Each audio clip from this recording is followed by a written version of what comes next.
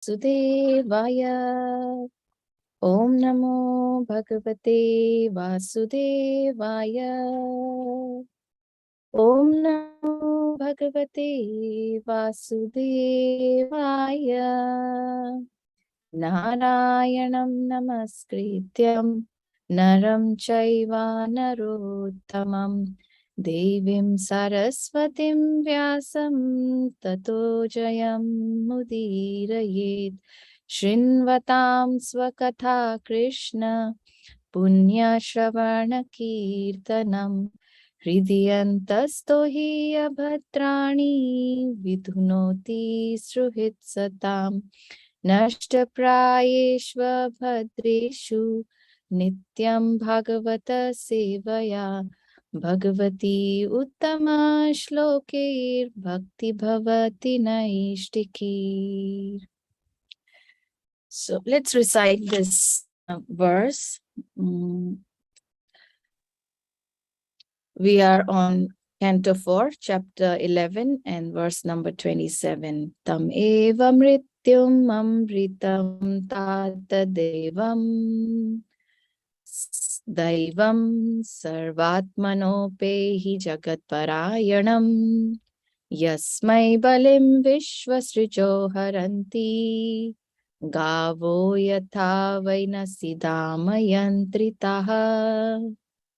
Tam eva mrityum amritam tata daivam sarvatmanopehi jagat parayanam yasmai balim vishvasrijo haranti gavo yatha vainasidamayantritaha. Tam eva mrityum amritam tata devam sarvatmanopehi jagat parayanam yasmai balim vishvasrijo haranti gavo yatha vainasidamayantritaha. Are there any volunteers who would like to recite this? Hare Krishna Mataji, Dandavat Pranam. No, Prabhu, Dandavat. Very good morning. Very good morning to you too. Yeah. Tamoeva mritum amritam tatadaivam sarva atmanopeti jagat parayanam yashmai balim vishya srijoharanti gao yata vainashi damoyantritaha. Hare Krishna. Thank you, Prabhu. Anybody else? Hare Krishna Mataji. Tameva mritum amritam tatadaivam sarvatmanopehi jagat parayanam jasmai bolim vishvasrija haranti gavo yatha vainasi damayantritaha. Hare Krishna. Hare Krishna.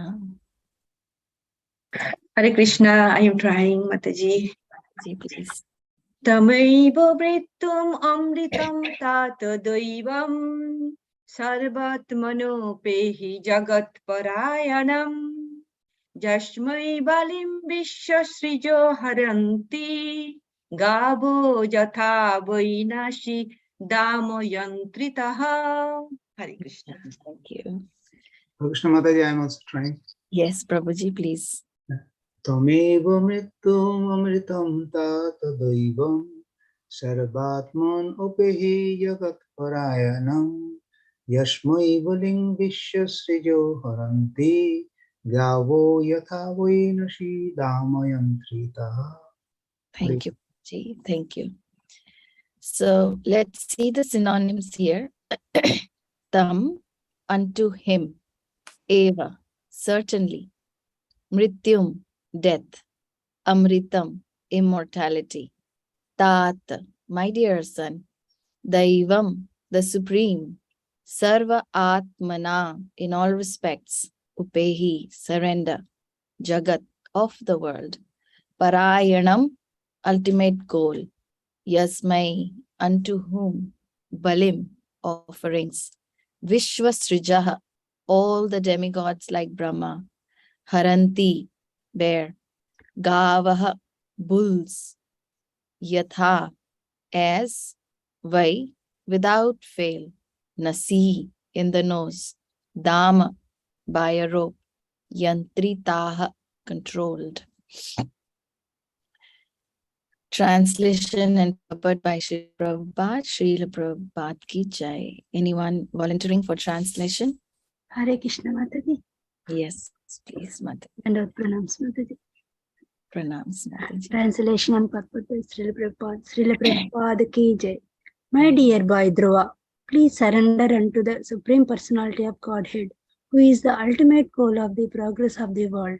Everyone, including the demigods headed by Lord Brahma, is working under his control, just as bull, prompted by a rope in its nose, is controlled by its owner. Purport. The material disease is to declare independence from the Supreme Controller. Factually, our material existence begins when we forget the Supreme Controller and wish to lord it over material nature. Everyone in the material world is trying to his best to become the Supreme Controller, individually, nationally, socially, and in many other ways. Dhruva Maharaja was advised to stop fighting by his grandfather, who was concerned that Dhruva was adhering to a personal ambition to fight to annihilate the whole race of Yakshas. In this verse, therefore, Swayambhuva Manu seeks to eradicate the last tinge of false ambition in Dhruva by explaining the position of the Supreme Controller. The words Mrityam Amritam, death and mortality are significant. In Bhagavad Gita, the Lord says, I am ultimate death, who takes away everything from the demons. The demons' business is to continually struggle for existence as lords over material nature. The demons repeatedly meet death after death and create a network of involvement in the material world. The Lord is death for the demons, but for devotees, he is Amrita, eternal life. Devotees who render continuous service to the Lord have already attained immortality. For whatever they are doing in this life, they will continue to do in the next. They will simply change their material bodies for spiritual bodies. Unlike the demons, they no longer have to change material bodies. The Lord, therefore, is simultaneously death and immortality. He is death for demons and immortality for devotees. He is the ultimate goal of everyone because he is the cause of all causes. Dhruva Maharaja was advised to surrender unto him in all respects without keeping any personal ambition. One may put forward the argument, why are the demigods worshipped? The answer is given here that demigods are worshipped by less intelligent men. The demigods themselves accept sacrifices for the ultimate satisfaction of the Supreme Personality of Godhead. Jai, Srila Prabhupada ki jai, beautifully. So, such a wonderful purport and translation, and we are getting this opportunity to have our space here. So before that, let's pray our Guru and Srila Prabhupada.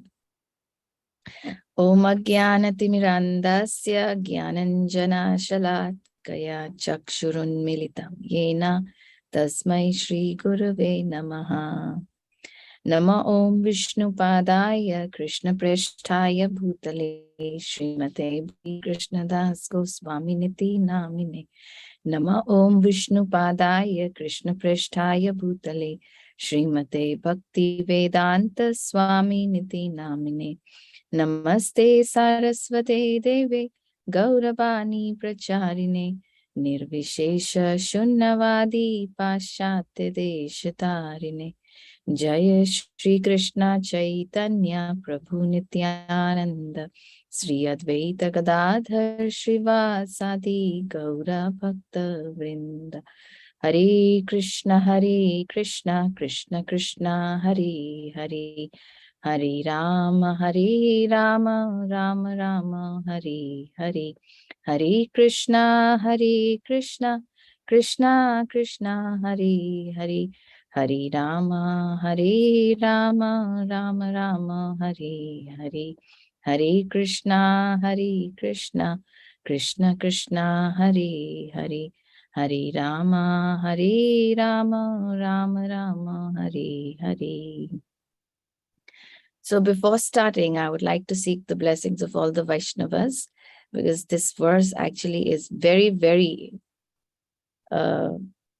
interesting, and I would like everyone to please bless me so that the demoniac things that we're talking about here gets eradicated from my heart as well, and for my purification, please bless me. Vanchakalpatarubhyascha kripa sindhubhya eva cha patitanam pavanebhyo vaishnavebhyo namo namaha. So we are in this section of Srimad Bhagavatam, chapter 11, canto 4. The chapter's name is Swayambhuva Manu. He advises Dhruv Maharaj. So this chapter is divided into different sections. In the previous section, verse number 15 to 26, we discussed about how Swayambhuva Manu was instructing Dhruv Maharaj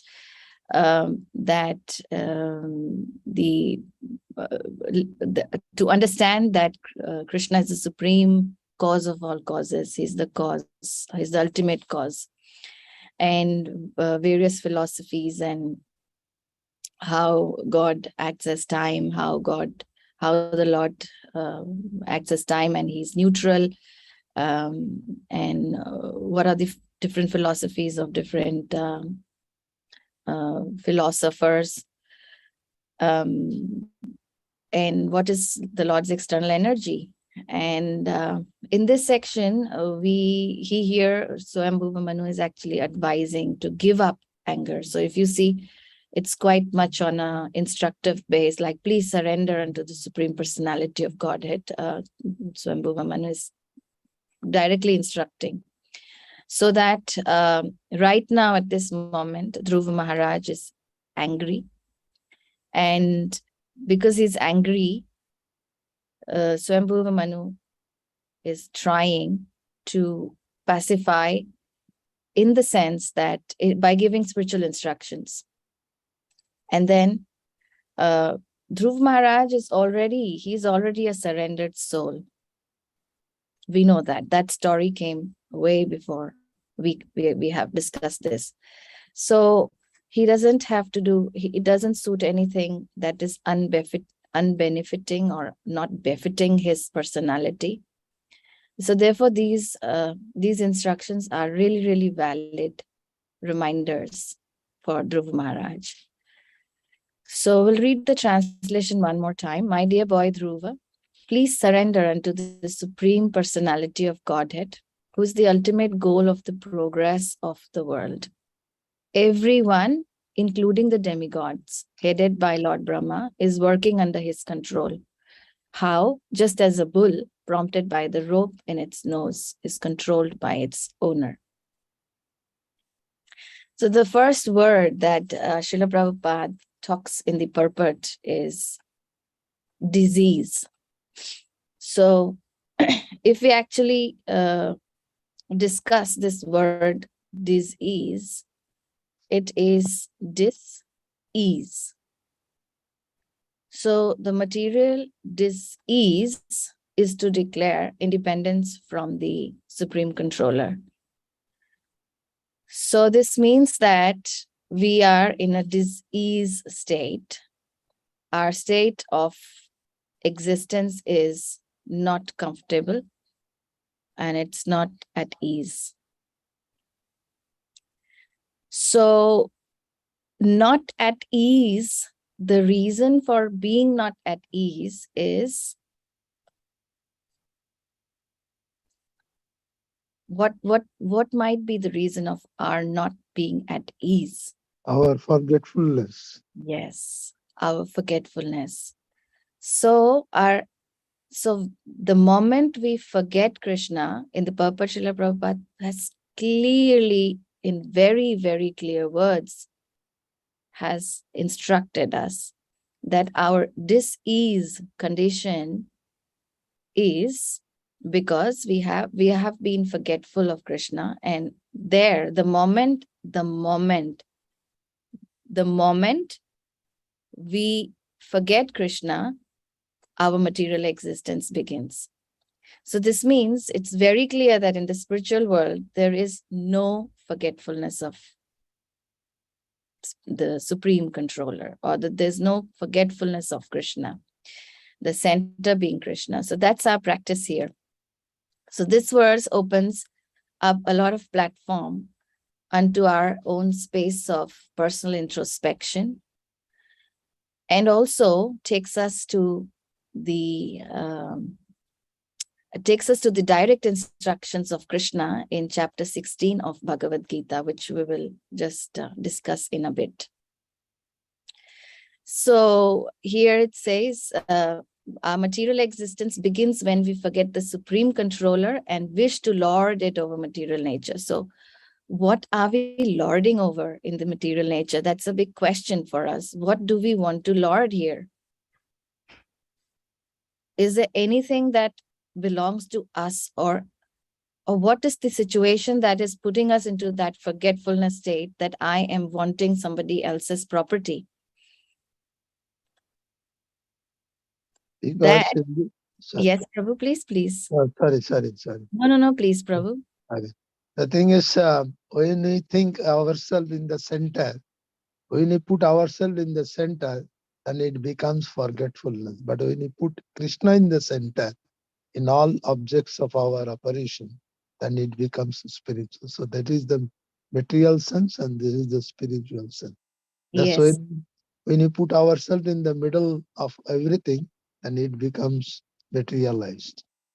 Yes, thank you, Prabhu. So here our situation is we want to become the controller. So I, my, and mine. These words are of less intelligent people. So I am this is my, and it belongs to me. This is mine, and this belongs to me. I, me, mine, my. These words actually take us to the forgetful state of Krishna. So when this happens, we definitely start identifying ourselves as individuals, as nationalists, as belonging to a certain social group, or belonging to certain occupation that we are in, some duties that we follow, or follow the desires of ambition, etc., etc. So there's no limit to this I, me, my, mine situation. There's no limit. So because the ocean is extremely vast for us to get lost there, immediately the attraction to this material world makes us understand, or makes us think that I am the controller. So when I am the controller in our day-to-day dealings also, we have this very strange tendency of thinking that I did it. So this is where, when the moment the center is shifted, we are in the material world. So we're living in the material world. If the center is Krishna, we are spiritually centered, we are spiritually situated. So here we very clearly understand that our forgetful state is when we forget the Supreme, and it's a dis-ease, which means material world. Krishna clearly tells in Bhagavad Gita that this is dukkhalayam asashvatam, means in this place we can't be at ease unless and until we are connected to Krishna. So the life of a devotee is quite at ease, because even if he's suffering material disturbances around him, he knows that my center and my root is really strong. And therefore, the advice of surrender is given to here by Swayambhuva Manu to Dhruva Maharaj. So Dhruva Maharaj was advised to stop fighting by his grandfather, who was concerned that Dhruva was adhering to the personal ambition to fight. Now, why does this personal ambition comes in us? Because we become forgetful. Now, personal ambition also comes when we allow the material nature to act upon us. So Dhruv Maharaj is a surrendered soul. Then this question comes, how Dhruv Maharaj was adhering to the personal ambition of to fight and kill the whole race of Yakshas. So what is the why this word has been used for Dhruva Maharaj, that he is following his personal pursuits, he's following his personal ambition. Therefore, instead of killing one yaksha, he is eradicating the whole race of yakshas. Can anyone please enlighten on that? We in the previous chapters we know very clearly that Dhruva Maharaj is a surrendered soul. How personal ambition has taken over him? Mataji, could it be that, all of us, including exalted personalities, keep needing reminders from time to time? Yes. And we are so small, we need it even much, much, much more. But exalted people also need regular reminders from time to time from superior authorities. Yes. Thank you, Mataji. Thank you very much. We come back to Bhagavad Gita here, and we see that was Arjuna really in the mode of ignorance? Did he also have personal ambitions? Now, this is Krishna's plan to glorify his devotees. Also, so there are 2 points, which means, first, as Mataji said, that all of us need reminder. So all of us need reminders, and we need reminders why. So this establishes the fact that we, even if we are practicing Krishna consciousness, we can't practice Krishna consciousness just by our own power, by our own efforts. So we, living in this material world, have this tendency to digress, keep coming to the keep getting affected with the modes of material nature. So in that case, the glorification of spiritual master is very much clearly mentioned here in the purport, that we get instructions from our spiritual masters, and Swayambhuva Manu here is acting as a spiritual master who is guiding Dhruva Maharaj to leave his personal ambition. That's the first point. And the second point is here, the Lord's, because there's nothing outside of Lord's jurisdiction. So this is Lord's plan to glorify his devotee, Dhruva Maharaj, that through this, we are able to understand how our own personal ambition can be a very big block for spiritual progress. So when we are in personal ambition, when we are practicing personal ambitions, then for sure we are going to be declaring independence from the Supreme Controller. So this was one point. And in this verse, therefore, Swayambhuva Manu seeks to eradicate the last tinge of false ambition in Dhruva by explaining the position of the Supreme Controller. So that's the state of forgetfulness where we think that this I, me, mine thing comes in us, karta aham iti manyate comes in us, and then we forget our real state of our real constitutional position of being the eternal servant of Krishna. Then the further discussion gives us the space of a lot of self-introspection as to 2 entities. Number 1, demon, the devotees. Now, the word mrityum, amritam, death and immortality. So death and immortality are total opposite words, like demon and devotees. They're totally opposite with completely opposite characters. characteristics. So here we understand that who is a demon and who is a devotee. And Krishna tells that, Krishna clearly mentions this in Bhagavad Gita, that I snatch everything as time because I am ultimate death, who takes away everything from the demons. He doesn't say, I take everything from the devotees. No. So the demon's business, what is demon's business? Is to envy Krishna.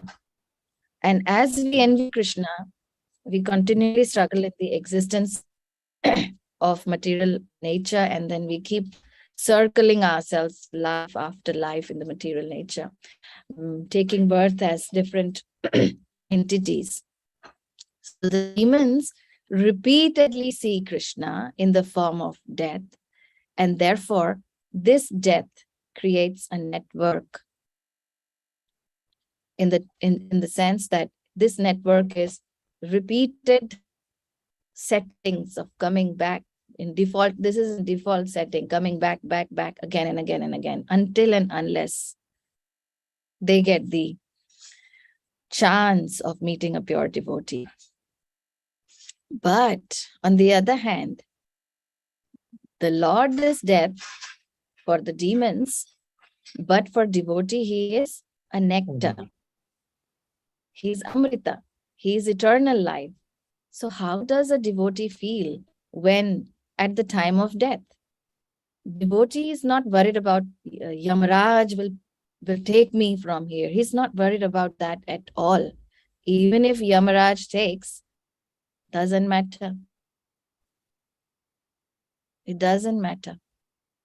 Why does it not matter?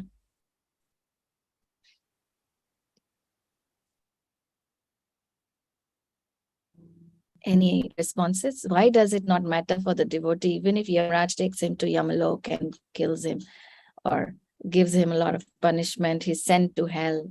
Because he's always in remembrance of Krishna. So wherever there's Krishna, he's happy. He doesn't need anything else. Yes, because he's carrying Krishna in his heart. And because he has Krishna with him, carrying someone in your heart means you're surrendering. So that is the meaning of surrender. Yes, Surrender means, yes, Mataji. Yes, devotee always remember Krishna Raksibe Krishna. Always remember. Krishna will protect you from all the day. Hare So Krishna, Mataji. Hare Krishna, Mataji. Because devotees, they aspire for devotional service. As long as they are doing devotional service, no matter where they are, so whether it is hellish or heaven, no matter. So they feel it is a Lord service wherever it is. Situations doesn't matter for them. Yes, Mataji. Situations don't matter. Why? Because he is in Bhagavad Gita, verse number 16.1, 2, and 3. Krishna clearly instructs the qualities, and the first quality is fearlessness. So the devotee is totally fearless. And when we talk about surrender, there are six points of surrender which Sri Chaitanya Mahaprabhu has given. Does anyone of you remember or would like to share those 6 points?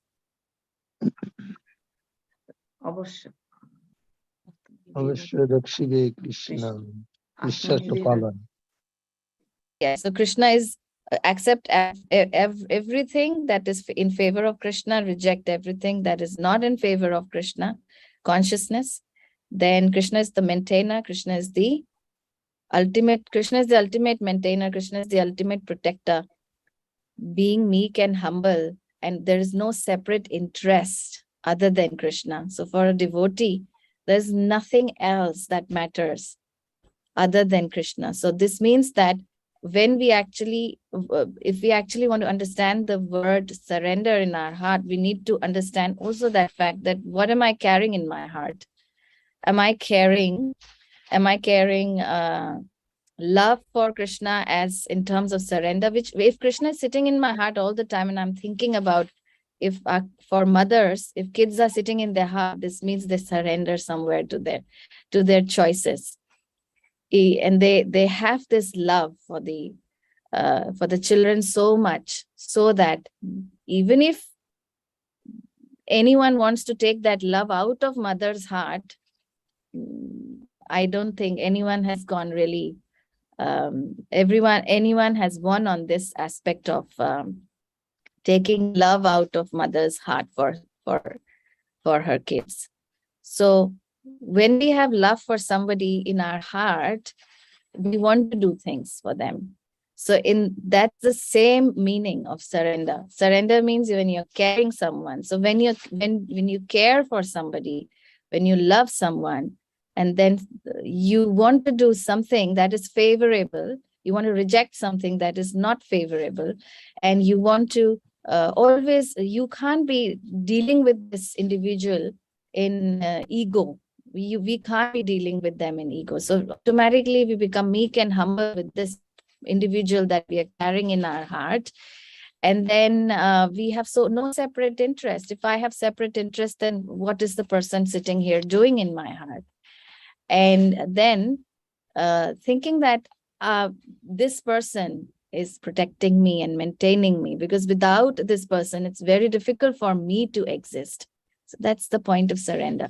So when we may not be totally surrendering in this material world to any material object or any individual, because we have forgotten how to actually surrender. So this surrender, because this world is full of dualities, the reason of, because we live in this dual world, everything is in some contaminated state. So we always say, what am I going to get from this? But pure surrender for a devotee is when the devotee always carries the Supreme Personality of Godhead in his heart. So therefore, the devotee is someone who carries the Supreme Personality of Godhead in his heart. For him, for the devotee, Krishna comes as death, but this death is an immortality. This death is not the change of body. Even if it is whatever the change of body to material or spiritual, it does not matter. That's where surrender comes in place. So here, devotees who render continuous service to the Lord have already attained immortality. So if we carry, that is liberation. If we have Krishna in our heart, we always say have a Krishna conscious day. We always say Srila Prabhupada has designed such a beautiful concept of Krishna consciousness where we don't practice externally, but we internally invite Krishna into our hearts. And this invitation to Krishna into our hearts puts us into that situation where we are not affected by the material modes of nature. And then, therefore, with Krishna, we can live eternal life, be it here or be it in the spiritual world. But here, he immediately attains immortality, because Krishna, the association of Krishna, if Krishna is immortal and if Krishna is all powerful, then definitely we being in his association, these material modes of nature will not affect us. So they'll simply change the material bodies for spiritual bodies. But the demons, they no longer have to change material bodies. Unlike the demons, they no longer have to change material bodies. So the Lord, therefore, is simultaneously death and immortality. So isn't it inconceivable? How can the Lord be both at the same time? Where in material understanding, death is complete opposite of immortality. So we'll just quickly go to chapter 16 of Bhagavad Gita, and we'll just quickly see what happens in the mind of a demon. So who is a demon, first of all? In this verse, pride, arrogance, conceit, anger, harshness, ignorance. These are the qualities that belong to those of demons. They have demoniac nature. So how do we know this? Srila Prabhupada has clearly said here, the demoniac want to make a show of religion and advancement in spiritual science, although they do not follow the principles. They're always arrogant and proud in possessing some kind of education or so much wealth. They desire to be worshipped by others and demand respectability, although they do not command respect. Over trifles, they become very angry and speak harshly, not gently. They do not know what should be done and what should not be done. They do everything whimsically according to their own desire, and they do recognize any authority. They do not recognize any authority. These demoniac qualities are taken on by them from the beginning of their bodies in the wombs of their mothers, and as they grow, they manifest all these inauspicious qualities. So here we understand that this verse tells us that takes us to the Shikshashtakam verse, which is so again important, that demoniac quality, until and unless we have that verse associated with us all the time, will be carrying the demoniac quality in us, the demoniac propensity in us. Can anyone remember what that verse is here? From Shikshashtakam? Trinadapi Shunichana Tarurapi Shashnana Amanina Manadena Kirtani Sudhari. So desiring to be worshipped by others is always asking for man. Demand respectability, asking for man, respect, and not giving respect to others. And then when do we become angry and speak harshly? When our false ego is at stake. So this means the first two lines of Srimad the Shikshashtakam is telling us that how important this verse is, so that we don't fall into the demoniac category. So Trinadapi Sunichena means when I'm angry, I have to understand that I have this demoniac propensity in me. That's where I'm angry and I'm speaking harsh. Taroreva sahishnuna, no tolerance, therefore this is happening. And because of this, because we're not situated in Trinadapi Sunichena, Taroreva sahishnuna, we're always asking for respect and being respected, and without respecting others, and automatically we don't remember Krishna. The last line is very, very indicative here, that only in that three stages, the first three lines, we can remember Krishna. So therefore, everything is quite nicely placed in spiritual literatures, in all the Vedic literatures, that if you don't do this, this will happen. This is your personality. You should check here, balance here. So this is the beauty of being in Srila Prabhupada's family. Then what is the quality? What is it that the demon thinks? What is his psychology? If we come to this verse, what was that verse? Ishwar aham bhogi, in this chapter only, number 15. So the mentality of this demon-like quality is this verse, where he always thinks, Ishwaro aham bhogi siddho aham balavan sukhi. And he thinks that so much wealth do I have today, and I'll gain more according to my schemes. So much is mine now, and it will increase in the future, more and more. He's my enemy, and I've killed him. And my other enemies will also be killed. Hatred. I am the Lord of everything. I am the enjoyer. I'm perfect. I'm powerful, and I'm happy. I'm the richest man, surrounded by aristocratic relatives. There's none so powerful and happy as I am, and I shall perform sacrifices. I shall give some charity, and thus I shall rejoice. In this way, such persons are deluded by ignorance.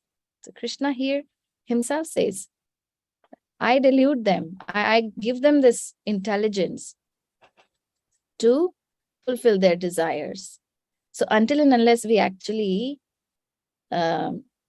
surrender to Krishna, it's very, very difficult for us to actually have those qualities like devotees.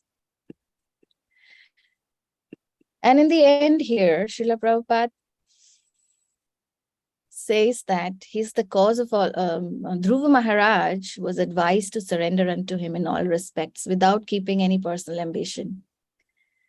So until and unless we have personal ambitions for ourselves, it's very, very, very difficult to surrender.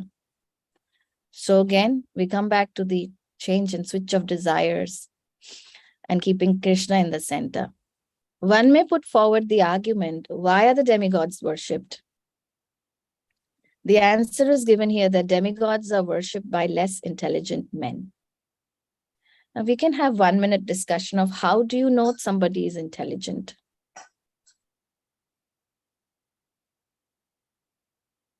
Those who worship the Krishna, they are intelligent. Yeah. If we have to ask this person, if we have to actually explain it, how do we analyze somebody's intelligence? Hare Krishna Mataji. Hare Krishna Mataji. Yeah, actually Krishna has given little independence. So if the person is using that intelligence for the spiritual advancement, so without without misusing it, so we can say it is intelligence. Wise person. In the Bhagavad Gita Chatusloki also, Krishna said, Ham Sahasra Prabhu. So in that, the wise who knows me, he is a perfect. So in that way, we can analyze so whether his intelligence is using in the right way or wrong. Yes, yes. Thank you, Mataji. Very nice. Even Hare Krishna Mataji, even in 10:10 also it says, Tesham satata juktanam bhajatam priti purvakam dadami buddhi yogam tamena mamupayant. So the intelligence comes from him only, to understand him. So that intelligence is the real intelligence, which is the source from the Lord. Yes. Is Wow. our material existence is not the real intelligence. The real intelligence, the spiritual intelligence which comes from Lord himself. So with that intelligence only we can understand the Lord, not with the material intelligence. So in that way, this intelligence is that intelligence. Okay. I was Yes, Mataji. in general to see if somebody is intelligent or not. You just see their actions. If they're working towards long-term benefit and permanent solution to problems, then they're intelligent. If they're working towards short-term benefits and short-term results, then that is less intelligent. Thank you, Mataji. Wow. So in Srimad Bhagavatam, the ability, the definition of intelligence comes as the ability to discriminate is intelligence. So yes, everyone has come up to that to that explanation of ability to discriminate. So ability to discriminate from discriminate what? Discriminate the difference between matter and spirit is intelligent. So as long as we like to associate with, therefore we are in the marginal energy, because we're given that free will to associate with matter or spirit. And because we choose to associate with matter, we like to be here, and Krishna sanctions that and says, yeah, enjoy, no problem. And therefore demigod worship has come into existence. It has come in place where demigod worship is not how do I say, demigod worship is not, one should respect demigods. It's not like the devotees have to disrespect demigods and eradicate this middle place or the second the mediator position and just directly respect only Krishna and disrespect every other living entity in the world. Not like that. But just going to the demigods and asking for more and more association of matter because of personal ambitions is the quality of a less intelligent man. So it's a give and take situation, but the ultimate satisfaction, Srila Prabhupada writes here, the demigods themselves accept sacrifice for the ultimate satisfaction of the Supreme Personality of Godhead. Like we respect our spiritual masters, we take their instructions, and they take whatever sacrifices we offer to them on behalf of Srila Prabhupada. And Srila Prabhupada accepts on behalf of his spiritual master. And therefore, that's the disciplic succession till it is Radha and Krishna. So in that case, demigods also are accepting sacrifices, but they very well know that the ultimate is Krishna, and they don't like being worshipped like God. Therefore, this is a reciprocation of give and take thing, look, or as per our desires. So therefore, the point here is less intelligent men. Less intelligent men means not having the ability to discriminate between matter and spirit. So devotee is connected to the spirit, to the spiritual world. Therefore, he's considered intelligent. And in Chatushloki, Krishna says, Dadami buddhi yogam tam. Then Krishna starts giving that intelligence to come to him. Krishna is giving intelligence to all of us, all living entities in the form of Paramatma. But he gives the ability to discriminate more when we choose to go to the, when we choose spirituality, when we choose spirit over matter. So that is where our desire comes in place. So the moment our desire is attached to this, we have personal ambitions, we have X, Y, Z, everything coming from this purport based on matter. But the moment we shift it and we accept spirituality, or we accept Krishna's association, there we become, we take the route of Krishna consciousness, and we take the route where we are together with Krishna in the spiritual world. So the choice is given to us in this junction of marginal energy. And therefore, if we make wrong choices, we'll be stuck here again, and again. And therefore, the more we get stuck here, the difficult it is to come out of this gamut of controlling personal ambitions, false ego, pride, whatever, lust, anger, greed, LAG, which leads us to hell, to the road to hell. So this verse has beautiful realizations and beautiful explanation by Srila Prabhupada, where clearly identifies the demoniac qualities and the qualities of a devotee through that one connecting word, surrender. So this would like to take a stop here, and I would invite if anyone wants to comment. Yeah. Hare Krishna. Go ahead, Prabhu. Hare Krishna Mataji. Hare Krishna. Regarding this, your one example I just remember, you know how the demigod worship and this direct worship in general we see that in sports we have 500-meter race and we have a relay race. The ultimate goal is 500-meter to complete. So one person can complete it, but in relay race there are certain people in between. The ultimate goal is 500-meter. So we relay that one to another, another to another, another to ultimate goal is the 500. So this demigod worship is like that only.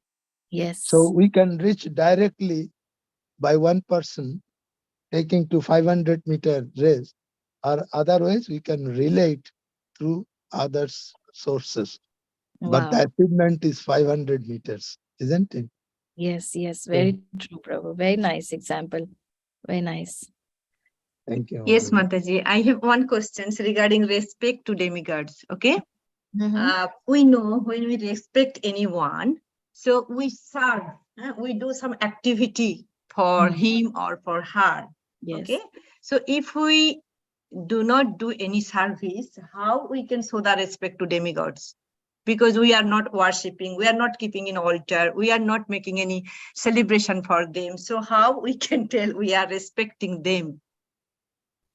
Oh, that's a very good question, actually. How do you respect the Vaishnavas? Yeah, Vaishnavas we do for them sometimes. We are yes, we communicate with them. We do the dandavat, we do the pranam, we greet. But if we the demigods, if we don't see them, we don't keep the altar, and if we don't go to their temple, so how we can respect to them? But who has stopped us to go to their temples, and who has stopped us not to serve the demigods? Now, the whole understanding comes as there is no one who has stopped us to do this. But how we are going to the temple and how we are serving the demigods is another issue altogether. We asked this question from our Gurudev, and he says that, yes, please offer prasadam to them. This is how you're going to serve the demigods. So please do offer a wonderful prasadam that you make for Krishna to demigods after Krishna has taken the remnants to be offered to the demigods, and then we can partake as well. Okay. So that's how we can serve. Like we have to serve everybody that we hold respect for, and serving demigods and asking from demigods are two different things altogether. We should definitely respect demigods. Mataji, can I share some of my thoughts on that? Yes. Yes, Mataji, thank you for that. I think the relationship between, we should remember that demigods are exalted devotees of the Lord. Yes. We must not forget it. They are not ordinary people like us. They are all devotees of the Lord. So by making respect to them, we are not demeaning ourselves. We are only expressing our gratitude toward the great devotees. But while we go to the demigods, we should not pray to them like the materialist people ask for, give me that, give me that. We should ask to them, please keep me in the path of Krishna consciousness so that I can do my duties better. Please, I get your mercy so that I can follow Krishna consciousness in a better way. And I am not deviated from the path you are showing to the Lord. And I am in the same path. Yes.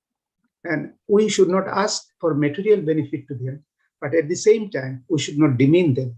Some people have the idea, I'm not sure, nobody here probably, that demigods are to be ignored. We cannot ignore. Just like we respect the Vaishnavas, we respect the demigods as well. And regarding the activities also, as Sridhamdani Mataji is asking for, we can pray to the demigods that give me the energy and give me the blessing so that our devotion to the Lord remain unflinching, and we never deviate from the path. Yeah. We should not ask them like any other materialistic ask for, that give me money, give me success in material life. Yeah. We know our path and we should remain in that path. Yes. Yes, that's a very beautiful explanation, Prabhu. Also, in Vedas, this has been digressed into different Puranas, where Shiv Puran or any other Puranas where we read about demigods. There's this demigod worship that confuses us. It's because the confusion is because this is for those who at least consider them as authority and come and ask them that, yes, that's where. So this way or that way, that is to engage every human being into this process of believing of the higher authority. And then by their blessings, definitely we come to that path of Krishna consciousness. So if we want to please them, we need to be serving Krishna and his devotees more. And then we need to be serving them with that intention of taking them out of this material, giving us the strength that we need to be out of this material modes of nature, so that at ease state, at ease, we can really follow Krishna consciousness or serve Krishna without any disturbances. So that's where ease comes here. We are in this ease because we are following a lot of, we are being affected by a lot by the modes of material nature. Therefore, this situation of not being at ease, we are always affected by the three modes of material nature. We are always affected by the three material miseries, Adi Bhautik, Adhyatmik, Adi Daivik, always affected. So this is our dis-ease state. Just like Mataji, just an example. Even in our body, all the parts, they are also the part of the whole. So everybody is serving the Supreme. That means our Supreme is sitting on the center of our body, which is our Heart. Yeah. Sitting in our heart. Yeah. So everybody is serving, every parts of the body is serving, but we forget that every individual parts are very important. Though they are serving the Lord, they are also important. So we need to take care of them. Yes. Similarly, in the demigod, respecting demigod is the same way. We need to respect them, because through their mercy only we can reach the ultimate goal. Not going against them. Yes. Or not to disrespect them, because they are also source of our inspiration, like our all parts of the body. If the bodies are all fit and fine, then only the whole things works better. So our instruction here is to respect all living entities, and all living entities does not exclude demigods. Yes, Mataji. All right. So Thank you, Mataji, for the explanation. Thank you. Thank you, Mataji. Thank you, Prabhuji.